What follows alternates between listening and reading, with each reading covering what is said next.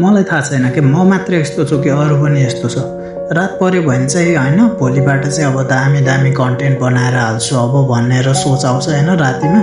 अनि भोलिपल्ट भए पनि यस्तो अल्छी लाग्दिन्छ क्या। अनि त्यही भएर आज चाहिँ मैले कन्टेन्ट अब केही पनि छैन, त्यही पनि अब यसो रुम मिलाएकै भिडियो भए पनि अब यस्तो बेहाल रुम थियो नि त मेरो, देख्नुभयो होला होइन। त्यो पनि मिलाएकै भिडियो यसो टाइम ल्याप्समा बनाएर हाल्छु भनेर मिलाउन थालेको है। अनि त्यो बिचमा नास्ता पनि खाइसकेँ मैले। अनि यो चाहिँ मेरै कोठा हो, यस्तो खालको छ अब बेहाल बेहाल खालको। त्यो जेब्रा ब्यागमा मेरो कपडाहरू छ। अनि त्यसमा चाहिँ प्रायः जस्तो के अरे गर्मीमा लाउने कपडा छ। अनि अरू चाहिँ बाहिरै छ, यताउता झुन्डाएको छ। कति मैले यत्तिकै बाहिर फ्यालिदिएको थिएँ होइन, तिनै पठाइरहेको छु। अनि त्यहाँ के सामान रहेछ क्या। म पहिला उता के अरे त्यो बुटल बस्दा त्यो डिपोमा पढ्दाखेरिको होइन।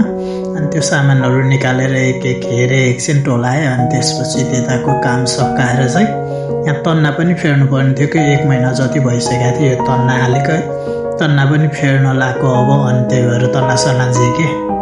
अनि फेरि तन्ना झिकेर यसलाई टकटक्याएँ होइन। अनि त्यसपछि फेरि यसलाई बिछ्याएर मसँग चाहिँ पुरानो यस्तो तन्ना 2टा थियो क्या, त्यही भएर यस्तै तन्ना अघि निकालेको। अनि फेरि यस्तै तन्ना हाल्लाको।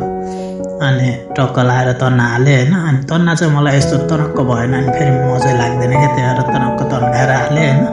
त्यसपछि सिरानीको खोल्चोल हालेँ। अनि त्यसपछि यो पट्याएर टक्क लाएर साइडमा राखिदिएँ। अनि काम सकेर टक्क यसरी पल्टेको त यहाँ टाउको ठोकेर एकछिन रन तन्ने क्या। यति गर्दैमा मेरो चाहिँ आइसक्यो। यता टेबल मिलाउँछ, यो चाहिँ अर्कोचोटि चाहिँ देखाउनु पर्ला टेबल मिलाउँदा। अहिले चाहिँ bye bye, thank you for watching.